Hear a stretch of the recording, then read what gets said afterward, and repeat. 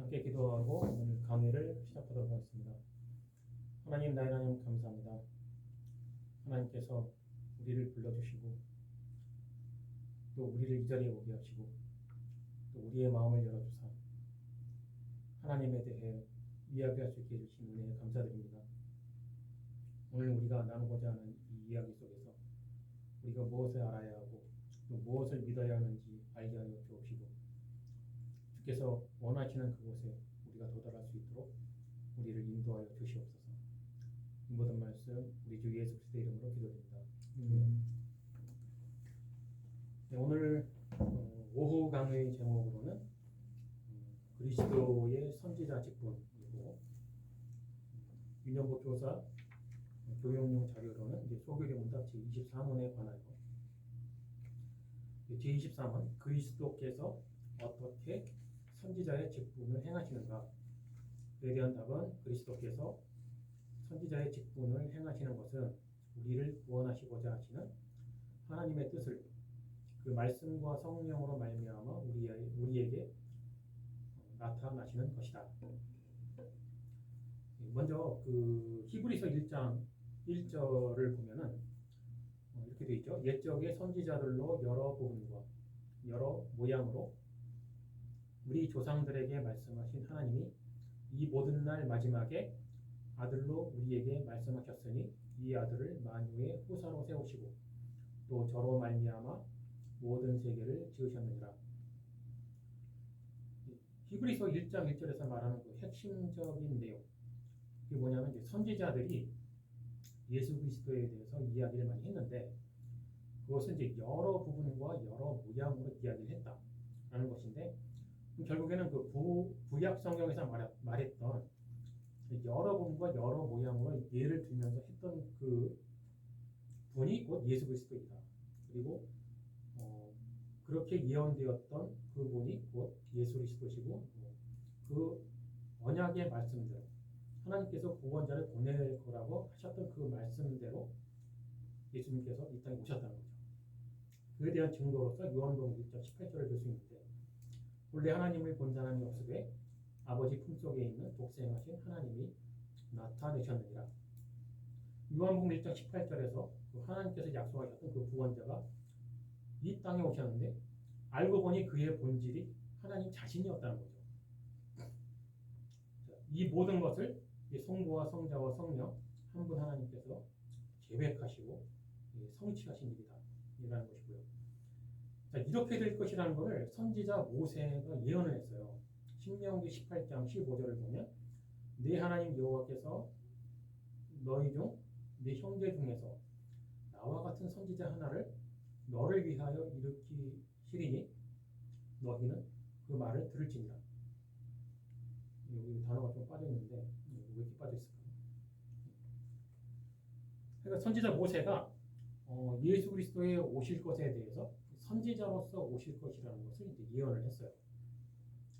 자, 그러면은 선지자 모세가 그런 선지자가 나타날 것인데 너희는 그의 말을 들어라 라는 말을 했어요. 여기서 이제 우리가 중요하게 생각해야 되는 것은 뭐냐면 먼저 선지자의 개념을 이야기해 보죠.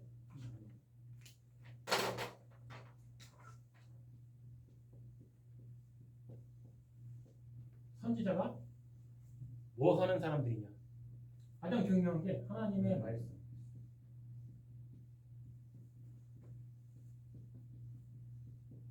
말씀을 가르치는 거죠. 여기에는 하나님의 말씀이 그 말씀이 도대체 무슨 말인지 모르겠는 사람들에게 잘 설명해서 가르쳐주는 것이 선지자가 할 일이죠. 그럼 여기에서 필연적으로 따라오는 게 있어요. 뭐냐? 해석. 이게 굉장히 중요한데 하나님께서 어떤 말씀을 하셨어요. 그러면 이게 무슨 말인지 해석을 해야 돼요. 이게 우리에게 도대체 무슨 말을 하는 것일까? 그걸 선지자들이 맡았다는 거예요. 선지자들은 하나님의 말씀을 가르치는 것이고 그냥 가르치는 것이 아니라 올바르게 해석을 해서 가르치는 것이다. 이것이 선지자가 하는 일이라는 말이죠. 그럼 예수님께서 이 땅에 오셔서 이 선지자의 역할을 이제 그 직분을 맡으시고 그 일을 하셨다는 것인데, 그러면 예수님께서 선지자로서 도대체 무엇을 한 것이냐?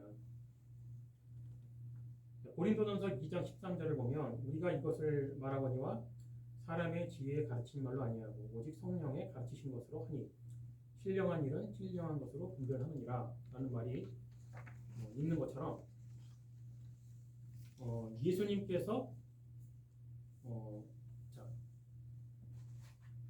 선지자로서 하나님의 말씀을 해석을 하고 가르쳤는데 구약의 선지자들과 확실하게 다른 점이 있어요. 이게 뭐냐? 구약의 선지자들은 하나님의 말씀을 전했단 말이에요. 예수님은 선지자로서 자기 자신에 대해서 이야기하는 거예요. 무슨 얘기냐? 자기가 하나님이니까. 예수 그리스도의 하나님의 말씀에 대한 해석은 100%, 단 0.1%도 오차가 없다. 오류가 없다. 왜? 자기 자신에 대해서 이야기하니까. 그렇기 때문에 예수 그리스도의 해석보다 더 정확한 해석은 이 세상에 존재하지 않는다. 이게 엄청난 차이가 있는 거예요.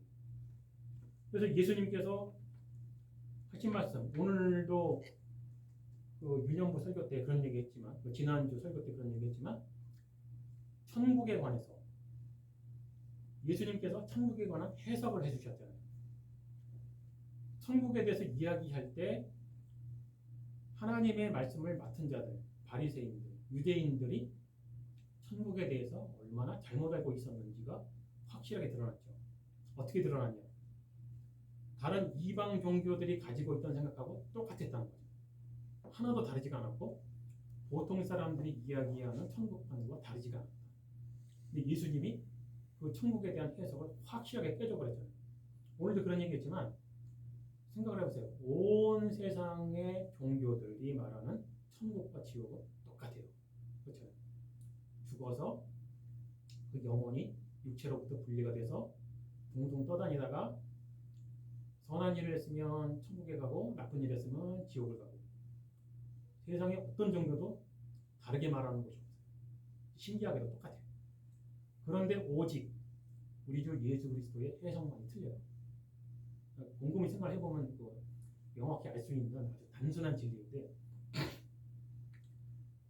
하나님의 나라는 여기 있다 저기 있다 볼 수 있게 임하는 것이 아니다. 하나님의 나라는 너희 마음속에 있다. 엄청난 얘기예요. 사실은 이게 알고 보면 너무 기가 막힙니다. 왜? 오늘도 그 설명을 했지만, 그러면 예수님의 설명은 뭐냐? 하나님의 나라, 천국은 사람이 반드시 죽어서 가는 곳이 아니다. 내가 멀쩡히 살아있는데도 내 마음에, 내 정신을 하나님의 말씀이 들어가 있고 하나님의 말씀이 나의 삶을 지배하고 있고 나의 삶을 인도하고 계시면 나는 지금 현재 천국에 있는 거예요.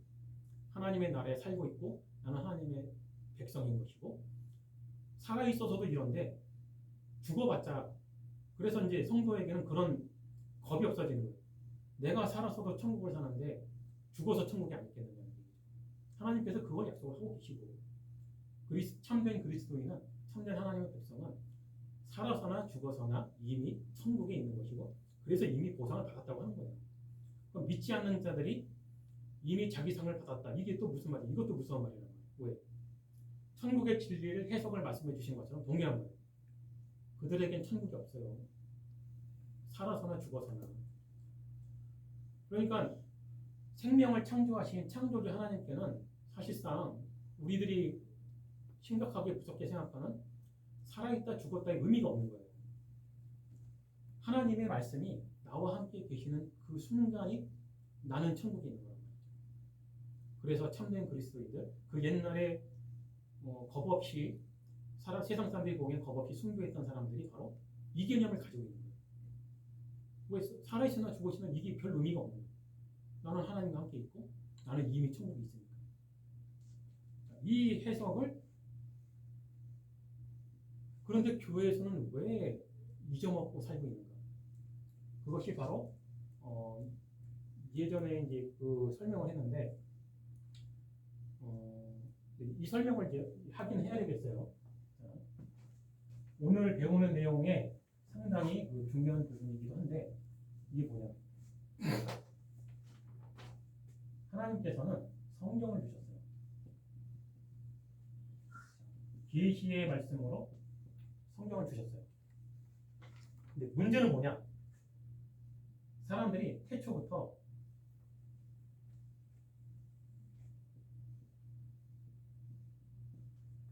종교를 만들었어요. 구약 시대에는 대표적인 종교가 유대교죠. 하나님께서 구약의 이스라엘 백성들에게 뭐라고 하셨냐면 너희로 인하여 하나님의 이름이 이방에서 모독을 받는다. 이 말을 왜 했냐? 하나님께서는 하나님의 말씀을 계시로 성경을 주셨는데 이 사람들이 기록도 했어요. 근데 이 사람들이 종교를 탄생시켰는데 유대교라고 하는 종교를 탄생시켰는데 어떻게 탄생시켰느냐? 잘못된 해석. 하나님의 말씀을 듣기는 들었는데 받기도 받았는데 이 해석을 자기들 마음대로 해버린 거예요. 무슨 얘기냐? 그래서 율법을 만들었어요. 구약에 보면 유대인들이 지켜야 되는 그 법이 10,000가지나 된다. 좀 과장을 보태서 이제 10,000가지인데 별놈의 법이 다 있어. 그래서 예수님께서 오셔가지고 유대교 지도자들 바리새인들에게 뭐라고 했어요? 독사의 자식들아, 너희도 지키지 못할 것이면서 다른 사람들도 다 같이 지옥으로 빠지게 한다. 이게 무슨 말이냐면 하나님은 그런 말을 한 적이 없다는 얘기예요. 하나님은 하나님 자신에 대해서 계시를 하셨어요. 하나님에 대한 지식을 알아야 되는데 이 사람들은 뭘 했냐? 너희가 이런 법을 지키는 것이 하나님을 올바르게 믿는 거야 라는 법을 적은 거예요. 그럼 이런 법을 지키지 못하면 너는 하나님을 믿는 게 아니야 라는 정의를 내세운 거예요. 그렇게 되면 사람들이 참된 하나님의 본질에 대해서는 알 수가 없게 되고 이 법을 지키다 보니까 사람들이 서로의 눈치를 보게 되고 또 그 법을 지키지 않는 사람들 정죄하게 되고 그러면 하나님의 십계명에서 가장 중요하게 여기는 사랑의 정신이 사라져버리는 거예요. 법을 지키다 보면 사람이 정죄를 하게 돼 있잖아요. 너 이거 안 지켰어. 왜? 그렇게 지적하다 보면은 용서가 없고 지적하고 벌을 줘야 됩니다. 법에 의해서 벌을 받게 돼요. 그러다 보니까 유대교라고 하는 엄청난 종교가 탄생을 해요. 그 다음에 예수 그리스도께서 오셔가지고 요 시기에 이제 초대교회가 생기죠. 이 초대교회 동안에는 그래도 선지자와 사도의 가르침에 의해서 올바른 해석이 있었어요. 왜? 제자들은 예수 그리스도에 의해서 정확한 하나님 말씀에 대한 해석을 배웠으니까 그래서 올바르게 해석을 하고 가르쳤어요. 문제는 이 다음에 로마 카톨릭이 생기죠.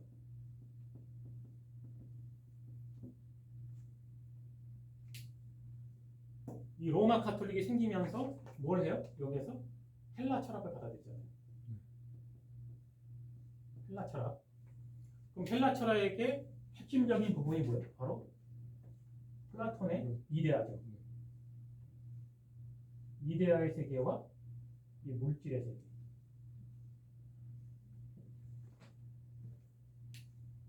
(100% 플라톤에게 잘못만 있는 것은 아닌데 사람들의 생각을 플라톤이 학문적으로 정리를 해버렸다는데 문제가 있는 거예요. 무슨 얘기냐?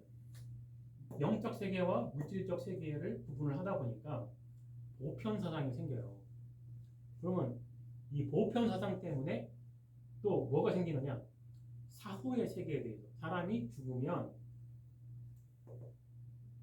좋은 일을 했으면 천국에 가고 나쁜 일을 했으면 지옥에 간다라고 하는 사상이 안 그래도 보편적인 사람들의 생각에 심겨져 있는데 그 사상을 이 이데의 사상으로 학문적으로 정리를 해버립니다.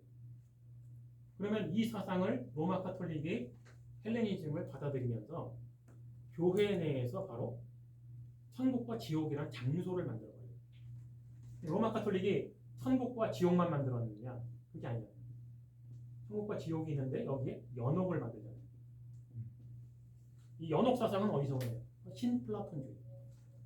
왜? 플라톤에 의해서 정립되었던 이데의 사상은 문제점이 하나 있었어요. 왜? 중간이 없는 거예요. 이 중간이 없다 보니까 이 중간 문제를 해답을 주기 위해서 신플라톤주의가 등장을 한 거예요. 어떻게 해서 이데아의 형상이 물질의 세계로 반영이 되느냐. 이거에 의해서 신플라톤주의에서는 유출론을 설명하죠. 위에서부터 흘러내렸다. 그렇게 해서 물질 세계까지 도달한 것이다라고 하는 설명을 하면서 연옥이라는 개념이 생겨버립니다. 이 연옥이라는 개념, 안 그래도 천국과 지옥 개념 자체도 틀려먹었는데 연옥까지 맞는 거예요. 로마 카톨릭은. 사람이 죽으면 연옥에 가서 대기하고 있다. 그 사람들이 현혹하는 거죠. 네 부모가 죽어서 지금 연옥에 있다. 네가 헌금을 얼마를 하느냐에 따라서 그 죄를 용서받고 천국을 가느냐 아니면 지옥을 가느냐가 결정이 된다. 그렇게 해서 이 잘못된 교리로 떼돈을 벌어요. 그렇게 해서 세상 수많은 사람들을 유대인들과 동일하게 다 함께 지옥으로 갔어요. 자, 이게 지금 뭘 설명하는 거냐면 이 종교들과 성경은 굉장히 거리가 멀어요. 분명히 하나님께서는 계시의 말씀으로 하나님이 어떤 분이라는 걸 설명해 주셨는데 그 해석을 자기들이 원하는 대로 하면서 유대교를 탄생시키고 로마 카톨릭을 탄생시키면서 교회의 권력과 세력은 잡고 세상의 돈은 축적을 했지만 사람들에게서 진짜 하나님의 말씀에 대한 올바른 해석으로부터 멀어지게 하고 그렇게 해서 사람들이 하나님의 말씀을 알 수 없도록 굉장히 사탄이 좋아하는 방식이죠. 자, 그러면은 이 사람들은 알면서 이렇게 한 사람도 있고 모르고 이렇게 한 사람도 있어요. 그러나 성경은 둘 다 어쨌든 죄를 지었다 라고 이야기를 해요.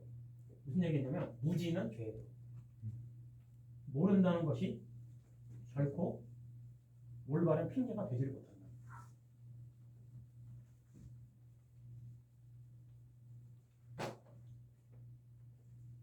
자, 이제 우리는 그렇게 되면은 해석과 종교라고 하는 부분에 대해서 생각을 해야 돼요.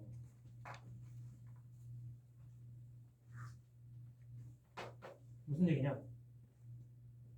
모든 성도는 참된 그리스도인은 선지자는 아닌데 선지자의 직분은 없어요. 이미 선지자란 직분은 없어요. 그러나 선지자가 하는 일은 다 해야 돼. 무슨 얘기냐? 어떤 한 사람의 참된 그리스도인이 올바른 해석으로 하나님을 알게 됐어요. 그러면 그걸 모르는 사람에게 가르쳐 줘야 돼. 올바른 해석으로 올바르게 가르쳐 줘야 됩니다. 그래서 모든 성도는 예수 그리스도에 의해서 선지자의 직분을 받지는 않지만 선지자의 역할은 해야 된다. 왜? 예수님의 명령이 뭐예요? 땅끝까지 전도하라는 거예요. 전도가 뭐예요? 예수 그리스도에 대하여 이 올바르게 해석을 하고 이야기를 하라는 거죠. 예수님의 본을 받아서 예수님도 영원하신 성자 하나님이시지만 그분은 성령 하나님에 의해서 이 모든 일을 행하셨다는 거죠. 그래서 모든 성도도 성령 하나님에 의해서 올바른 해석을 가지고 올바르게 가르쳐야 되는 거죠. 그래서 사도행전 1장 8절을 보면 오직 성령이 너희에게 임하시면 너희가 권능을 받고 예루살렘과 온 유대와 사마리아와 땅끝까지 이르러 내 증인이 되리라 하시니라. 이렇게 말씀하셨죠. 자, 여기서 중요한 건 뭐냐면 자, 너희가 이제 예수 그리스도에 대해서 알았으니까 자, 이제 가서 말을 해라 라고 한 게 아니라 성령이 임하시면 이게 정말 중요한 거예요. 성령이 임하시면 가서 복음을 전해라. 복음은 성령 없이 절대 전해지지 않는다. 지난번에 설명했듯이 선지자의 직분, 제사장의 직분, 왕의 직분, 예수 그리스도께서 이 삼종직을 가지고 계시는데 이것은 궁극적으로는 모든 사람이 회복해야 할 사람의 직분인 거예요. 그래서 그 중에서 오늘 선지자에 대해서 이야기하는데 예수님께서 선지자의 직분을 감당하셨는데 가장 중요한 것은 하나님 말씀에 대한 100% 올바른 해석을 해 주셨다는 거죠. 사람들이 가르쳐 주셨다. 왜? 본인 자신이 하나님이기 때문에. 그리고 성령에 의해서.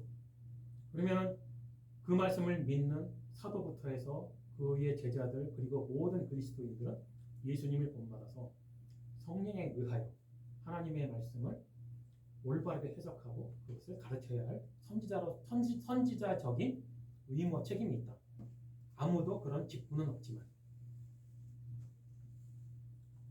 자, 그러면은 아까 이야기한 것처럼 사람들은 도대체 왜 자꾸 종교를 만들고 왜 자꾸만 잘못된 길을 갈까? 이것이 바로 인식의 문제예요. 인식 또는 인지. 성경은 처음부터 창세기 때부터 계속 이 문제를 이야기하고 있어요. 아담과 하와가 죄를 졌을 때도 하나님이 그들과 죄 문제에 대해서 대화를 왜 하셨겠어요? 죄가 무엇인지 알아야 한다는 거예요. 인지. 네가 지금 죄를 지었다는 것을 알아야 한다는 거죠. 그게 죄인지 뭔지도 몰라버리면 용서를 구할 것도 없는 거예요. 회개할 것도 없는 거죠. 그와 동시에 복음을 주시잖아요. 여자의 후손이 태어날 것이다. 이게 첫 번째 이제 복음인데 그 복음을 받고도 가인은 또 다른 자기의 종교를 탄생시키죠. 하나님께 올바르게 드려야 할 예배의 방식을 저버리고 자기 마음대로 자기 예배를 드려버리죠. 즉 오늘 아침 그 설교에서도 말했지만 하나님이 뭐라고 말씀을 하든지 간에 그건 하나님 말씀이고 내가 원하는 내 하나님은 그런 모습이 아니라는 거예요. 이게 종교예요. 하나님이라면 내가 원하는 소원을 들어줘야지 왜 하나님의 소원에 맞춰주길 원하느냐는 거죠. 이게 세상 모든 종교의 개념이에요. 오히려 중국인들은 이 부분에 대해서 확실해요. 중국인들에게 신이란 사람에게 복을 갖다 주고 돈을 벌게 해주는 존재가 신이라는 거예요. 아니면 신이 아니야. 그런 신이라면 사랑만 이야기하고 평화만 이야기하는 신이라면 그걸 왜 믿냐는 거예요. 실제로 중국인들과 해본 대화예요. 중국인들의 신에 대한 개념은 오히려 솔직하고 정확해요. 그 개념대로 가임 때부터 사람들은 그렇게 종교를 탄생을 시킨 거예요. 하나님께서는 그것이 죄라는 걸 알기를 원하신 거예요.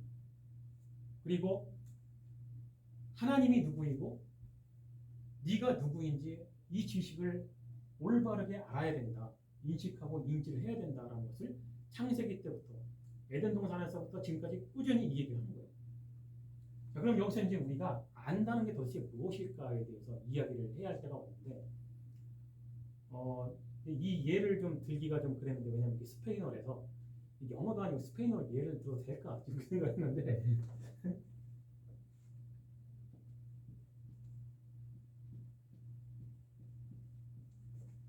스페인어에 사벨이라는 단어가 있고 코노셀이라는 단어가 있어요. 이 두 단어를 해석을 하면 한국말로 해석을 하면 둘 다 동일하게 알다예요. 둘 다 동일하게 아는 것을 말해요. 그러면은 그냥 같은 뜻의 서로 발음만 다른 단어일까? 그거는 아니에요. 무슨 말이냐면 스페인어에서 사벨이라는 것은 우리가 한국에서 한국말로 아는 정말로 지식을 말하는 거예요. 이게 마이크면 마이크 여기까지를 말을 하는 거예요. 오노셀이라는 것은 뭐냐면은 사벨이라는 단어가 뜻하는 지식이 포함이 되어 있는데 지식을 넘어선 다른 것이 또 있어요. 그게 뭐냐면 확실하게 아는 믿음을 뜻해요. 그래서 성경에서는 하나님을 아는 것이라는 문장이 나오면 스페인어 성경에서는 코노세를 사용을 해요. 사벨을 사용하지 않고. 왜냐하면 사벨이라는 것은 단순히 지식적으로 그거라는 것에 끝나지만 코노셀이라는 것은 아는 지식을 넘어선 믿음까지를 포함을 하는 건데 오늘 아침에 목사님께서 아주 좋은 일을 말씀해 주셨어요. 오늘 아침에 사모님에 대해서 이야기를 해주시는데 주일 아침에 딱 일어나서 사모님의 모습을 보면 아 오늘 교회를 갈 수 있구나 못 가는구나를 딱 알 수가 있대요. 어떻게 아느냐? 오래 살았으니까. 두 분만이 아는 지식이에요. 이 두 분이 단순히 그냥 내 와이프구나 그거는 사벨이에요. 내 와이프니까. 근데 아침에 딱 보니까 내 와이프인데 건강 지금 겉모습을 보니까 오늘 교회를 못 가겠구나. 이거는 코노셀에 해당이 됩니다. 왜? 말 설명하지 않았는데도 자기 부인의 건강 상태와 생각의 상태까지 깊숙이 알고 있는 거예요. 이걸 이제 코노셀이라고 해요. 그러면 단순히 그냥 지식을 아는 것과 그러니까 우리가 지금 안다라고 인식과 인지에 대해서 지금 이야기를 했는데 이것이 안다고 해서 과연 하나님을 믿을 수 있는가? 그렇지가 않다는 거예요. 성경이 말하는 거. 오늘 아침 설교도 그 얘기했지만 하나님의 말씀이 두 사람에게 동일하게 귀에 들려져도 한 사람은 믿는데 한 사람은 믿지를 못해요. 왜 그럴까 도대체? 믿는 사람 입장에서는 이해가 안 돼요. 반대로 믿지 못하는 사람 입장에서도 믿는 사람이 이해가 안 돼요. 왜? 서로의 생각이 틀리니까. 그럼 믿음은 굉장히 주관적인 것일까? 성경은 그렇게 얘기하지 않아요. 믿음은 객관적이다. 왜? 성령에 의해서 그렇게 되기 때문에. 이 문제에 대해서 찬송가 405장에 대해서 좀 이야기를 하려고 하는데 찬송가 405장은 유명한 곡이죠. 나 같은 죄인 살리신. 그런데 이 곡의 원곡이 어메이징 그레이스예요. 혹시 어메이징 그레이스 영화 봤어요? 못 봤죠. 기회 있으면 한번 보면 좋은데 어메이징 그레이스 이 찬송가 405장의 원곡 그 작곡가가 존 뉴턴이에요. 성공의 목사예요, 이 사람이. 혹시 이 사람에 대해서 알아요? 아니요. 모르면 참 다행인데 설명이 좋지 않아요.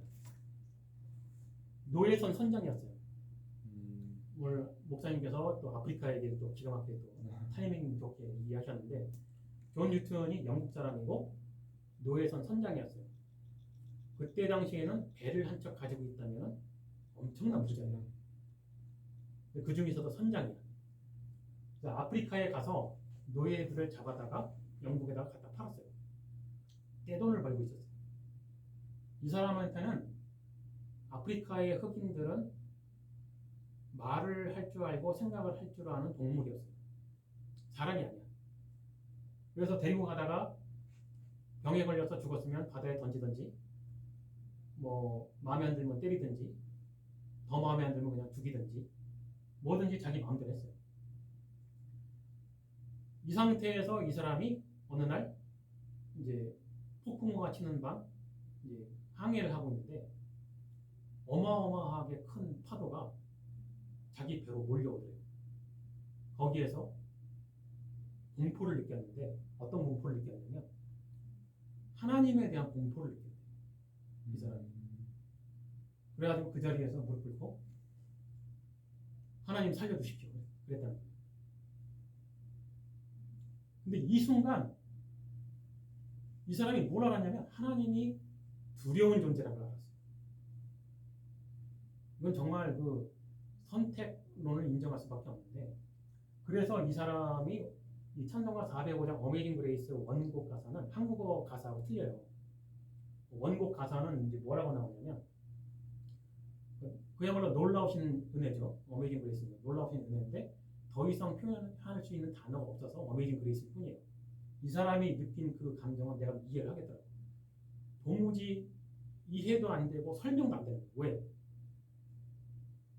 동시에 이 사람이 자기 자신을 본 거예요. 자, 지금 이제 인식론을 얘기하는 거예요. 이 사람이 하나님이 두려운 존재라는 것을 확실하게 알았고, 동시에 내가 얼마나 죄인인가를 확실하게 안 거예요. 왜? 자기가 사람을 얼마나 짐승 취급을 했는지, 사람의 생명이라는 것을 하나님께서 창조하시고 보기한 생명들을 자기가 얼마나 쉽게 생각했는지, 그리고 얼마나 쉽게 죽였는지, 이 모습을 본 거예요. 자기가 객관적으로 자기를 본 거예요. 마치 그 데카르트의 이론과도 그 극장 이론과 비슷한 것인데, 내가 나를 옆에 두고 본 것처럼 나를 본 거예요. 나의 모습이 이렇게까지 흉악한 죄인이구나라는 걸 본 거예요. 그런데 더 이해를 할 수 없는 건 뭐였냐면, 그런데 하나님이 나를 용서하셨다는 거예요. 나로 하나님을 알게 하셨고, 나로 하나님을 믿게 하셨고, 회개하고 용서받게 하셨다는 거예요. 이게 너무나 놀라워요. 이 존 뉴턴 목사는 이게 도무지 이해가 안 돼요. 어느 쪽으로 생각을 해봐도 자기는 용서받을 수 있는 인간이 아닌 거예요. 도대체가. 자기는 보통이 아니었거든. 보통의 영국 사람이 아니었던 거예요. 자기는. 뭐 애지간한 영국 사람들의 강도, 뭐 살인자들하고는 비교가 안 되는 죄인인 거예요. 자기는. 그런 자기에게 하나님을 알게 하셨어. 예수 그리스도를 알게 하셨고, 은혜가 무엇인지 알게 하셨고, 용서를 받게 하셨어. 이 은혜가 너무 놀라워서 어메이징 그레이스라는 그 찬송가를 작곡을 하는데, 가사가 굉장히 간단해요. 놀라우신 하나님의 은혜. 전에는 아무것도 볼 수가 없었는데, 이 단어가 핵심이에요. 그런데 지금은 봅니다. 그러니까 이 단어에서 저는 이제 100% 공감을 했어요. 그게 무슨 뜻인지 나는 알거든. 이게 하나님에 대해서 하나님의 말씀으로 확실하게 알게 된 사람들이 공통적으로 느끼는 거예요. 이건 설명하지 않아도 저 사람이 지금 무슨 말을 하는지 확실하게 알겠는 거예요. 그러나 이걸 어떻게 하면 설명을 할까? 오죽하면은 예수님께서 니고데모하고 이야기할 때 그런 얘기를 하세요. 바람이 어디서 불며 어디로 가는지 알 수 없는 것처럼 성령으로 난 자들은 다 이렇다. 그 한 죄인이 하나님에 대해서 확실하게 인식을 하게 되고, 자기 자신에 대해서 확실하게 인식을 하는 그 순간이 어떤 순간인지 다른 사람들이 볼 수가 없어요. 도무지. 가만히 생각해보면 사람들의 간증에 의해서 간접적으로 이야기를 들을 수 있는데, 그 사람이 그렇게 되는 그 순간을 목격한 사람은 한 명도 없다는 거예요. 사실은. 존 뉴턴도 마찬가지예요. 옆에 동료 선원들 많았어요. 근데 혼자 느꼈어. 다른 사람들은 여전히 아무것도 몰라요. 그렇게 해서 존 뉴턴의 제자들이 많이 탄생을 해요. 이 어메이징 그레이스 영화에 이제 나오는 인물이 있는데, 그 사람이 윌리엄 윌버퍼스라는 제자가 탄생을 해요. 금수저로 태어났던 사람인데 귀족이에요. 존 뉴턴에게 성경을 배우고 이 사람도 목사를 하고 싶었어요. 근데 이 집안의 환경이 허락을 안 해요. 왜? 정치를 해야 돼, 이 사람은. 본인은 목사를 하고 싶었지만 자기 친구도 유명한 정치인이에요. 이제 영국의 이제 총리가 자기 친구가 되는데, 이 사람이 그렇게 해서 결국엔 어쩔 수 없이 정치를 해요. 하는데 뭘 이 사람이 해버리냐? 노예 해방을 해요. 이 영화에서 윌리엄 윌버퍼스가 존 뉴턴을 찾아가는 장면이 나와요. 존 뉴턴이 빗자루질을 하고 있다가 노예에 대한 이야기를 하니까 또 이제 너무 슬픈 거야. 용서는 받았는데 죄책감이 시달리는 거죠. 그때 우리가 원숭이였다, 그런 말을 해요. 우리는 그들이 원숭이라고 생각했는데 사실은 우리가 원숭이였다. 그런 고백이에요.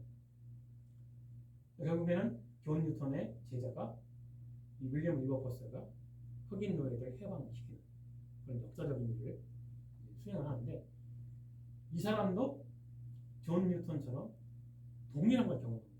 확실하게 하나님을 보게 됩니다.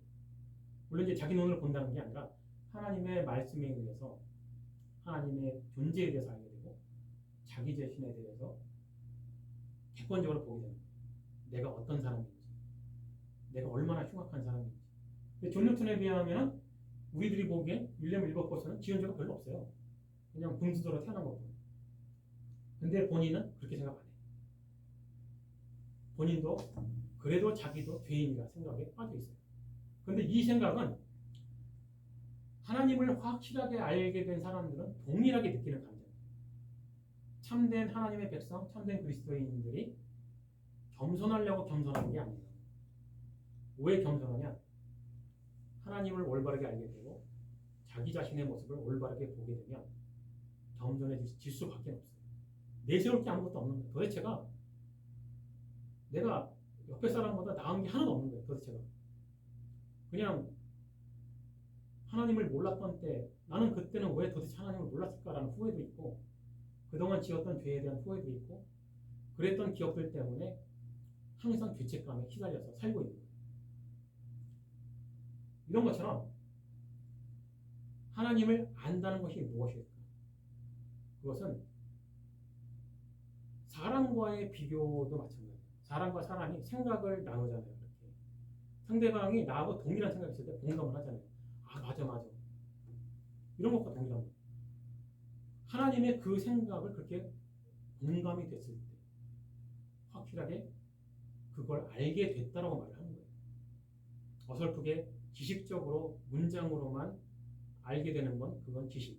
거기서 끝이고 그 지식에 의해서 내 마음이 확실하게 내 생각이 공감이 되지 않았을 때 그건 믿음이 아닌 거예요. 이런 것처럼 하나님께서 예수 그리스도께서 선지자로서 무엇을 하셨는가? 올바른 해석을 하시고 사람들이 그 지식을 알기를 원하신 거예요.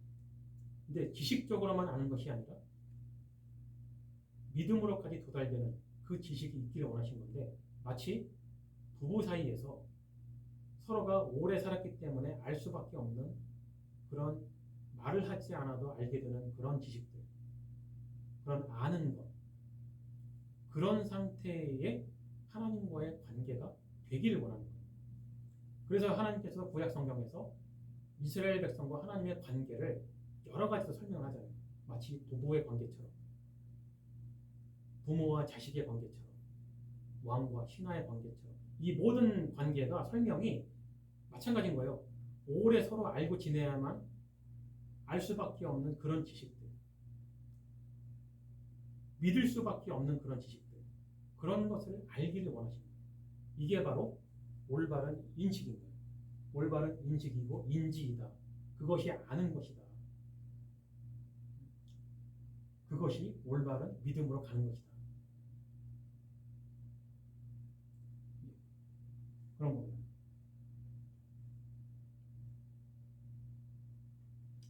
자, 오늘 뭐 강의는 여기까지인데 뭐 질문 있어요? 없어요? 예, 없으면 기도하고 강의를 마치도록 하겠습니다. 하나님, 나의 하나님 감사합니다. 오늘 우리들이 무엇을 해야 하는지 배웠습니다. 우리가 선지자의 직분을 받지는 않았지만 우리가 선지자들이 했던 일들을 해야 한다는 것을 알게 되었습니다. 하나님에 대하여 올바르게 알고 올바른 해석을 가지고 우리가 아직 모르는 사람들에게 전해야 된다는 것을 알게 되었습니다.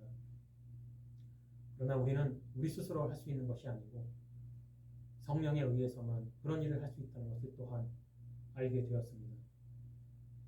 성령에 의하여 하나님을 올바르게 알고 나 자신을 올바르게 아는 그런 사람들이 되게 하여 주옵시고 그렇게 믿음으로까지 도달하는 지식을 가지고 사람들에게 이 말씀을 전하게 하여 주옵소서. 이 모든 말씀 우리 주 예수 그리스도 이름으로 기도합니다. 아멘.